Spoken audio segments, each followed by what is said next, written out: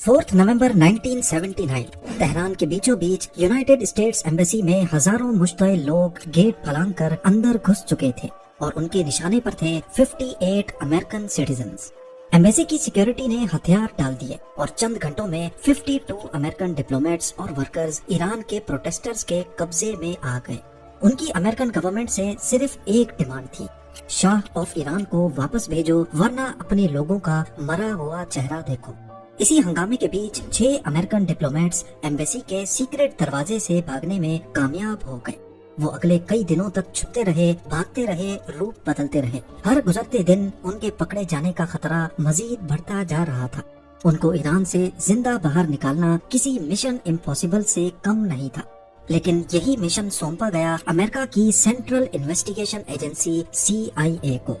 और तब स्टेज तैयार किया गया जाली हॉलीवुड फिल्म की शूटिंग का, जिसमें थे जाली एक्टर्स, जाली स्क्रिप्ट और यहाँ तक के झूठे फिल्म के पोस्टर्स भी छपवाए गए। मगर ये कोई असल मूवी नहीं थी, ये एक CIA रेस्क्यू मिशन था जिसको कोड नेम दिया गया आर्गो। 3 नवंबर 1979 तक ईरान में सियासी हलचल अपनी इंतहा तक पहुंच चुकी थी। कुछ महीने पहले जनवरी 1979 में शाह मोहम्मद रजा पहलवी, जो ईरान के पुराने हुक्मरान थे, अवामी एहतजाजों के दबाव में मुल्क से भाग गए थे। उनकी 38 साला हुकूमत को अमेरिका की सपोर्ट हासिल थी, पर ईरानी लोग उनसे तंग आ चुके थे, क्योंकि शाह ऑफ ईरान खुद तो ऐशो आराम की जिंदगी गुजार रहे थे। ईरान में ज्यादातर कंट्रोल अमेरिका का था, फैसले अमेरिका की मर्जी से होते और ऑयल पर भी सारा कंट्रोल अमेरिका का ही था। जबकि ईरान के लोग गरीब से गरीब तर होते जा रहे थे। लोगों के दिल में अब शाह ऑफ ईरान की इज्जत किसी अमेरिकन पपेट जैसी रह गई थी। शाह ऑफ ईरान की सीक्रेट पुलिस, जिसे सावक कहा जाता था, लोग उसका नाम सुनकर ही कांप जाते थे, क्योंकि सावक हर तरह की अपोजिशन को दबा देती थी। इसी सियासी तूफान के बीच एक शख्स जिला वतनी से वापस आया और वो कोई और नहीं आयतुल्लाह रूहुल्लाह खुमैनी थे। वो एक मजहबी लीडर थे जिसे लोगों का गुस्सा और सपोर्ट दोनों मिल गया। खुमैनी ने इस्लामिक रेवोल्यूशन को लीड किया और चंद हफ्तों में ही ईरान का निजाम मोनार्की से बदलकर इस्लामिक लॉ पर कायम किया और ईरान बन गया इस्लामिक रिपब्लिक ऑफ ईरान। इस पावर शिफ्ट के साथ ही एंटी वेस्ट सेंटीमेंट में जबरदस्त इजाफा देखा गया। अमेरिका को सिर्फ शाह का अलाई नहीं, बल्कि एक करप्ट वेस्टर्न कंट्री के तौर पर देखा जाने लगा। तेहरान की सड़कों पर लोग एम्बेसीज पर हमले करते, अमेरिका के झंडे जलाते और उसके खिलाफ नारे भी लगाते। लोगों का गुस्सा अमेरिका के खिलाफ तब मजीद बढ़ गया जब उनको मालूम पड़ा कि शाह ऑफ ईरान को अमेरिका ने अपने पास पनाह दी हुई है, और तभी उनकी डिमांड थी कि शाह को वापस ईरान भेजा जाए। ईरान के प्रोटेस्टर्स ने अमेरिका को सबक सिखाने के लिए US एम्बेसी के एम्प्लॉइज को होस्टेज बनाने का प्लान बनाया। 4 नवंबर 1979 को हजारों प्रोटेस्टर्स तेहरान में US एम्बेसी के बाहर जमा हुए और नारे लगाते हुए दीवारें और गेट फलांग कर अंदर घुस गए। सिक्योरिटी गार्ड्स ने जब हजारों लोगों का हजूम देखा तो वो भी हथियार डालकर साइड हो गए और आखिरकार अंदर मौजूद 58 में से 52 अमेरिकन नेशनल्स को होस्टेज बना लिया गया। पर प्रोटेस्टर्स ये नहीं जानते थे कि एम्बेसी का एक सीक्रेट दरवाजा भी है जो पीछे से डायरेक्टली सड़क पर खुलता है।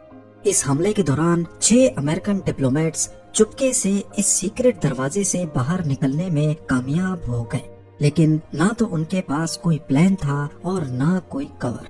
ना वो पब्लिक में जा सकते थे, ना किसी ऑफिशियल चैनल का सहारा ले सकते थे, और एम्बेसी वापस जाना तो मौत को दावत देने जैसा था। तेहरान उस वक्त फॉरेनर्स के लिए एक कैद खाना बन चुका था। पहले कुछ घंटों में उन्होंने हजूम से बचने और फोन इस्तेमाल ना करने की कोशिश की।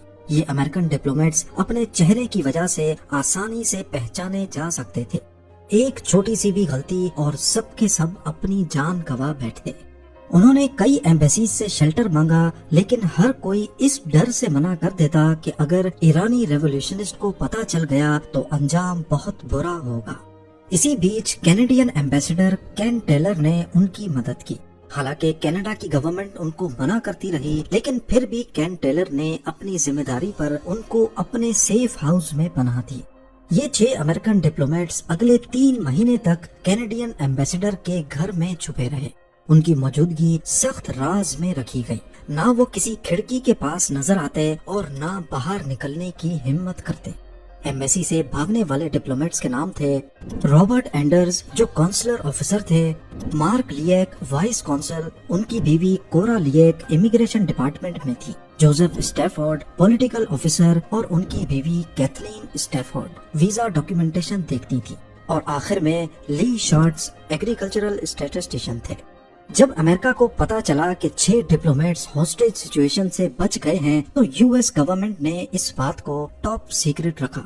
پبلکلی اناؤنس کرنا نہ صرف ان کی جان کو اور زیادہ خطرے میں ڈال سکتا تھا، بلکہ جو 52 امریکنز پروٹیسٹرز کے قبضے میں تھے وہ بھی مارے جاتے. اگر ایرانی ریولیوشنسٹ کو پتا چل گیا تو ایک بہت بڑا مین ہنٹ لانچ ہو سکتا تھا، جس میں کینیڈین ایمبیسی پر بھی حملے کے چانسز تھے، اور امریکہ کی جو بدنامی ہوتی وہ الگ. تبھی امریکہ نے اس آپریشن کا ذمہ دیا سی آئی اے ایکسپرٹ ٹونی مینڈس کو. سی آئی اے نے پہلے کئی پلانز بنائے جس میں یو این ٹرکس کے ذریعے ڈپلومیٹس کو نکالنے کا، لوکل ایرانی کے بیس میں بھاگنے کا اور کسی اور ایمبیسی کے روٹ سے نکلنے کا پلان شامل تھا. لیکن ہر آپشن بہت زیادہ رسکی تھا. امریکن گورنمنٹ کے پاس کوئی ایسا پلان نہیں تھا جو 100% سیف ہو. لیکن ٹونی مینڈس نے ایک ایسا آئیڈیا دیا جس کا کسی نے تصور بھی نہیں کیا تھا، اور یہ پلان ٹیکنیکلی ممکن بھی لگ رہا تھا. انہوں نے پروپوز کیا کہ ایک جعلی سائنس فکشن فلم بنانے کا ڈرامہ رچایا جائے. یہ فلم کریو آفیشل ٹور پر ایران آئے گا جیسا کہ وہ فلم کے لیے شوٹنگ لوکیشنز ڈھونڈنے آئے ہوں. اس کے ذریعے ان کے پاس تہران میں رہنے کا ایک لاجیکل ریزن ہوگا، اور سب سے اہم بات وہ آخر میں لیگل طریقے سے ایئرپورٹ سے ملک چھوڑ سکیں گے اگر ان کے پاس کسی اور ملک کا پاسپورٹ ہو. پر شرط یہ ہے کہ یہ کور اتنا زیادہ انٹرسٹنگ بھی نہ ہو کہ سب کی نظر پڑ جائے، اور صرف اتنا ریئلسٹک ہو کہ ایرانین اتھارٹیز کو یقین آ جائے. اور یہیں سے ایک جعلی ہالی ووڈ سائنس فکشن فلم کی پروڈکشن کا آئیڈیا پیدا ہوا. ٹونی مینڈس کا پلان تھا کہ ایک پوری طرح سے جھوٹی کہانی کریٹ کی جائے، ایک فلم کریو کے ایران آنے کی کہانی، جس کا مقصد ہوگا مڈل ایسٹ میں ایک بڑی سائنس فکشن مووی کے لیے لوکیشنز ڈھونڈنا. اس نے جان بوجھ کر سائنس فکشن جنرے چنا کیونکہ اس میں ہر عجیب و غریب چیز کا آسانی سے بہانہ بنایا جا سکتا تھا، اور اس طرح پیدا ہوئی آرگو، ایک ایسی فلم جو کبھی بنی ہی نہیں. اسے ریئل بنانے کے لیے انہوں نے ہالی ووڈ میں ایک اصلی آفس کھولا، ایک ایسا آفس جو بالکل ایک پروفیشنل اسٹوڈیو جیسا لگتا تھا.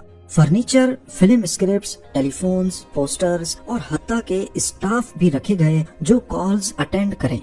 ہالی ووڈ کی میڈیا میں جان بوجھ کر آرگو کے بارے میں نیوز لیک کی گئی. فیک کوٹیشنز، من گھڑت پروڈیوسرز کے انٹرویوز اور مارکیٹنگ مٹیریل سرکولیٹ کیے گئے. ٹونی مینڈس جانتا تھا کہ اگر کسی نے اس فلم کے اصل ہونے کا ثبوت ڈھونڈنے کی کوشش کی تو اسے کچھ نہ کچھ ضرور مل جائے گا. آرگو کا جو اسکرپٹ لکھا گیا تھا وہ بھی خاص اس مشن کے لیے تیار کیا گیا تھا. اسکرپٹ میں مڈل ایسٹ کی لوکیشنز کا بار بار ذکر تھا، جس کے لیے تہران کا لینڈسکیپ سب سے پرفیکٹ تھا. اس جھوٹ کو اتنی باریکی سے سچ بنایا گیا کہ اس پر شک کرنا بہت مشکل تھا. ان 6 امریکنز میں سے ہر ایک کو ایک خاص رول دیا گیا. کوئی اسکرین رائٹر بنا، کوئی سینیماٹوگرافر تو کوئی سیٹ ڈیزائنر. ہر کسی کی ایک الگ پروفیشنل پہچان طے کی گئی. ان سب کو دی گئی پوری ڈاکیومنٹیشن، جعلی Canadian passports, business cards, production schedules اور ایک گلوسی بروشر جس میں اس فلم پروجیکٹ کا تفصیل سے ذکر تھا. ہر چیز بالکل ایک اصلی ہالی ووڈ فلم پروڈکشن جیسی تھی. لیکن صرف ڈاکیومنٹس بنانا کافی نہیں تھا. اصلی چیلنج تھا ان لوگوں کو ٹرین کرنا کہ وہ ان رولز کو کیسے نبھائیں گے، کیسے کسٹم آفیشل سے بیہیو کرنا ہے، کیسے سوالوں کے جواب دینے ہیں، کیسے فلم انڈسٹری کے پروفیشنلز کی طرح کانفیڈنس کے ساتھ چلنا، بولنا اور ایکٹ کرنا ہے. ٹونی مینڈس نے ان سب کو دیا ایک کریش کورس. انہیں ایک ایک ڈیٹیل سکھائی گئی کہ اگر کسی نے تم سے پوچھا کہ تم کون ہو تو جواب تمہارے پاسپورٹ میں نہیں، تمہارے چہرے اور لہجے میں ہونا چاہیے. مشن کی پہلی منزل حاصل ہو چکی تھی اور ذہنی طور پر یہ 6 امریکنز اب فلم کریو ممبرز بن چکے تھے. اب اگلا چیلنج تھا اس پوری کہانی کو تہران کے اندر اصل میں کام کرتا دکھانا۔ کئی ہفتوں کی تیاری کے بعد ٹونی مینڈس کو ایران جانے کی پرمیشن مل گئی، ایک جعلی آئیڈینٹی کے ساتھ as a Canadian film producer, جو ایک سائنس فکشن مووی کے لیے ایران میں لوکیشنز اسکاؤٹ کرنا چاہتا تھا۔ اس کا یہ کور آفیشیل ڈاکیومنٹ سے سپورٹڈ تھا جو کینیڈا کی اتھارٹیز کے ساتھ مل کر پہلے سے اپروو کروا لیا گیا تھا۔ جنوری 1980 میں ٹونی مینڈس تہران پہنچتا ہے ایک عام فارن وزٹر کے روپ میں۔ اس کی انٹری پر کسی کو شک نہیں ہوا کیونکہ ٹونی کے پاس ساری لیگل ڈاکیومنٹیشن اور کینیڈین پاسپورٹ موجود تھا، اور اس کی جھوٹی کہانی کو میڈیا میں چھپی ہوئی خبریں بھی سپورٹ کر رہی تھی۔ تہران پہنچتے ہی اس نے سب سے پہلے کینیڈین ایمبیسڈر کین ٹیلر سے رابطہ کیا اور پھر ان 6 امریکن سے ملاقات ارینج کی گئی۔ سیفٹی کے لیے یہ ملاقات ایمبیسڈر کی ریزیڈنس کے اندر ہی ہوئی تاکہ کسی کو کانوں کان خبر نہ پڑ سکے۔ پھر مینڈس نے سب کو ڈیٹیل میں بریفنگ دی کہ کیسے ایئرپورٹ پہ بیہیو کرنا ہے، بارڈر آفیشل سے کیا کہنا ہے، کون سی بات ہائی لائٹ کرنی ہے اور کون سے سوال سے بچنا ہے۔ ان سب کو بار بار یہ بات سمجھائی گئی کہ ان کو ایرانین اتھارٹیز کے سامنے اپنے آپ کو ایک کانفیڈنٹ پروفیشنل فلم کرو کے طور پر پیش کرنا ہے جو صرف ایک شارٹ بزنس ٹرپ پر آئے ہیں۔ پر اگر یہ پلان فیل ہو گیا یا کسی سے تھوڑی سی بھی غلطی ہو گئی تو اس کا انجام پہلے سے سب کو پتا تھا۔ نہ صرف یہ 6 امریکنز پھنسیں گے بلکہ امریکہ کی جو نیگوشیشنز چل رہی تھیں ان 52 ہاسٹیجز کو بچانے کے لیے وہ بھی متاثر ہوں گے، اور ساتھ ہی کینیڈین ایمبیسی کے لیے بھی بڑے مسئلے کھڑے ہو جائیں گے کیونکہ کینیڈا نے ہی فیک پاسپورٹس ایشو کیے تھے۔ اگلے چند دنوں تک وہ یہ تیاری کرتے رہے اور آخر کار تہران ایئرپورٹ میں ایرانین اتھارٹیز کو فیس کرنے کا وقت آ چکا تھا۔ تہران ایئرپورٹ پر یہ ایک عام صبح تھی، لوگ آ رہے تھے، چیک انز ہو رہے تھے۔ ان لوگوں کے بیچ ایک گروپ تھا، ایک فلم پروڈیوسر اور اس کے 6 کریو ممبرز۔ وہ سب کانفیڈنٹ تھے، ریلیکسڈ تھے اور ہلکے ہلکے ایکسنٹ میں انگلش بول رہے تھے۔ یہاں پر مسئلہ صرف ایک ہی تھا، وہ 6 کریو ممبرز جن کے جعلی کینیڈین پاسپورٹس تھے، ان کے پاسپورٹس پر ایران میں انٹری کی کوئی اسٹیمپ نہیں لگی تھی۔ یہ بات ٹونی مینڈس کو بھی معلوم تھی کہ ایران میں نئی گورنمنٹ آئی ہے، کسٹمز اور بارڈر سیکیورٹی کا نظام کافی ڈسٹرب تھا، اور ایسی سچویشن میں ایک اسٹیمپ کا مس ہو جانا ایک عام بات ہوتی ہے۔ اگر اس حوالے سے ایرانی آفیشلز کوئی مسئلہ کھڑا کریں گے تو اس کا توڑ صرف ایک ہی چیز ہوگی، کانفیڈنس۔ ایک چیک پوائنٹ پر گارڈ آرٹ ڈائریکٹر کا ٹائٹل دیکھ کر رک گیا اور دوسرا ویزا کو تھوڑا زیادہ دیر تک دیکھتا رہا، لیکن خوش قسمتی سے ان کی کور اسٹوری اتنی ریئل تھی کہ کسی کو شک ہی نہیں ہوا۔ ان 6 کریو ممبرز کا رویہ بالکل کسی عام ٹریولر جیسا تھا، اور اوپر سے کینیڈین ایمبیسی بھی اسٹینڈ بائی پر تھی کہ اگر ویریفیکیشن کی کال آئے تو وہ فوراً کنفرم کر سکے۔ جب بورڈنگ اناؤنس ہوئی تو سب اطمینان کے ساتھ اٹھے، گیٹ کراس کیا اور سوئس ایئر کے جہاز میں جا کر بیٹھ گئے۔ پلین اڑنے کے بعد جب تک اس نے ایرانی ایئر اسپیس کو نہیں چھوڑا، ان 6 ڈپلومیٹس اور ٹونی مینڈس نے اپنے ایموشنز پر قابو رکھا، لیکن مشن ابھی بھی باقی تھا۔ زیورک پہنچنے پر ان کو یو ایس اتھارٹیز نے اپنی کسٹڈی میں لے لیا اور انہیں چپکے سے امریکہ لے جایا گیا۔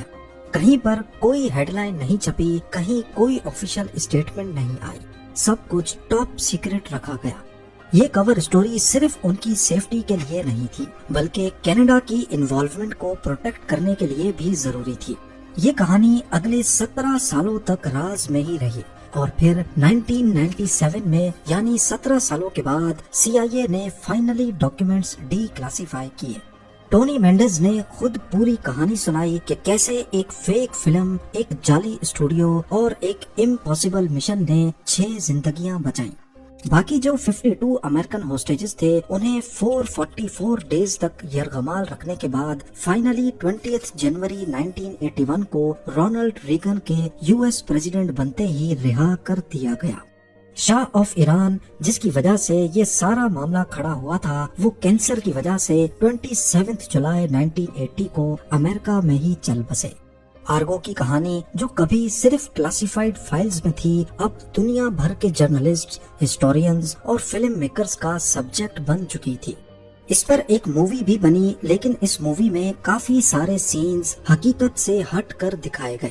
کہانی کو انٹرسٹنگ بنانے کے لیے مووی میں CIA کے رول کو کافی ہائی لائٹ کیا گیا، پر حقیقت میں یہ mission Canadian ambassador Ken Taylor کی مدد کے بغیر ممکن ہی نہیں تھا۔ کین ٹیلر کو کینیڈا میں نیشنل ہیرو ڈکلیئر کیا گیا اور US نے بھی ان کو گولڈ میڈل سے نوازا۔ آرگو مشن، جسے میڈیا نے کینیڈین کیپر کا نام دیا، وہ واقعہ تھا جس کے بعد ایران میں US ایمبیسی دوبارہ کبھی نہیں کھلی۔ مشن کے بعد کینیڈا نے بھی اپنی ایمبیسی بند کر دی اور ڈپلومیٹس کو واپس بلا لیا۔